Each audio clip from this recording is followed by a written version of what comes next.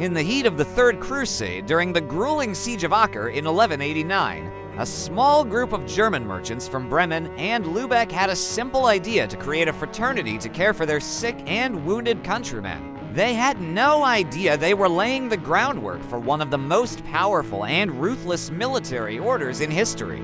This humble field hospital would soon evolve into the Teutonic Order, a name that would echo through the forests of Eastern Europe, synonymous with conquest, conversion, and the brutal end of an era. Within a decade, this charitable brotherhood was militarized.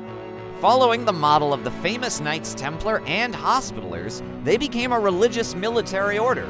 Clad in white mantles emblazoned with a stark black cross, the Teutonic Knights were initially tasked with protecting Christian pilgrims in the Holy Land.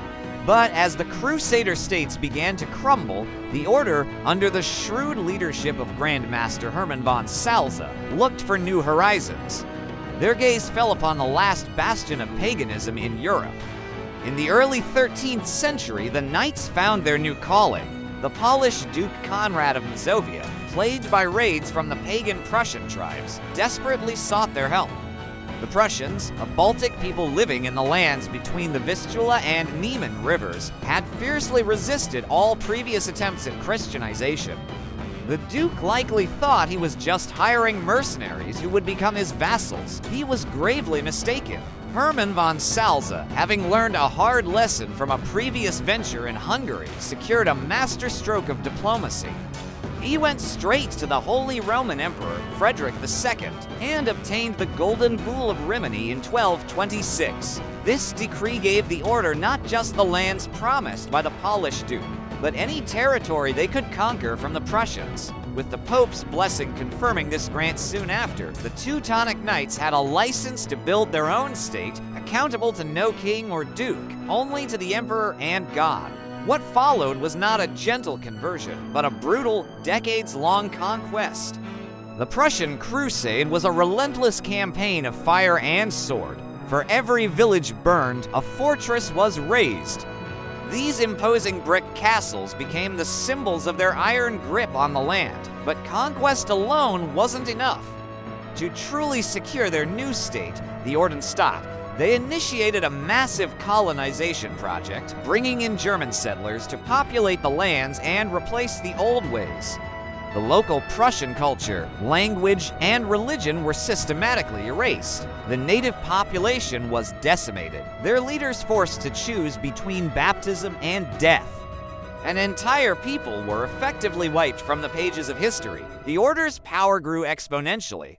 They absorbed another military order, the Livonian Brothers of the Sword, extending their dominion into modern-day Latvia and Estonia. They established a lucrative monopoly on the Baltic trade, partnering with the powerful Hanseatic League. By 1309, they moved their headquarters from Venice to the colossal Marienburg Castle, a fortress that was a statement of their dominance over Eastern Europe. The Order State was now the undisputed power in the Baltic region. Having subjugated the Prussians and Livonians, the Knights turned their attention to their last major pagan neighbor, the Grand Duchy of Lithuania. For much of the 14th century, the Teutonic Order waged a holy war against the Lithuanians, justifying their constant attacks as a crusade to convert the pagans. Knights from all over Western Europe flocked to Prussia to join these campaigns, seeing it as a righteous and fashionable way to gain glory. But the Order's aggressive expansion had created powerful enemies. The Kingdom of Poland, which had initially invited them, now resented their control over the Baltic coast, cutting them off from valuable sea trade. The endless war also forged a strong Lithuanian identity, united against the German threat. The turning point came in 1385. In a brilliant political maneuver, the Lithuanian Grand Duke Jogaila agreed to marry the Polish queen, convert to Catholicism, and unite their two realms. Suddenly, the Teutonic Order's primary justification for war, which was crusading against pagans, vanished. Their enemy was now a fellow Christian kingdom. Tensions finally boiled over. In 1410, one of the largest battles of the Middle Ages took place. A massive Polish-Lithuanian army confronted the elite forces of the Teutonic Order near the villages of Grunwald and Tannenberg.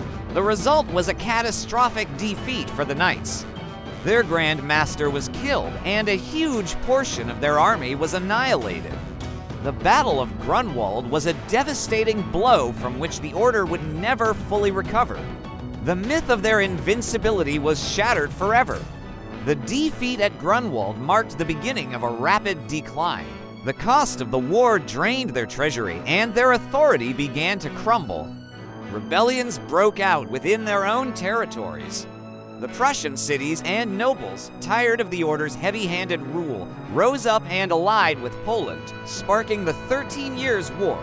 Defeated again, the Knights were forced to sign the Second Treaty of Thorn in 1466. They lost vast territories, including their access to the sea, and their Grand Master was humiliatingly forced to become a vassal of the Polish king. The final nail in the coffin came with the Protestant Reformation. In 1525, the Grand Master, Albert of Hohenzollern, influenced by Martin Luther's ideas, abandoned his Catholic vows. He secularized the Order's Prussian lands, creating the secular Duchy of Prussia for himself, under the authority of his uncle, the King of Poland. The mighty Ordensstaat was no more. The Order lost its remaining lands over the next few centuries and was officially dissolved by Napoleon Bonaparte. Yet, the story doesn't end there. In 1834, the Teutonic Order was re-established by the Habsburg Emperor, but this time, not as a military force. It was reborn as a purely religious and charitable institution, returning to its very origins as a group dedicated to caring for the sick. Today, the Teutonic Order still exists, headquartered in Vienna, running hospitals and pastoral programs.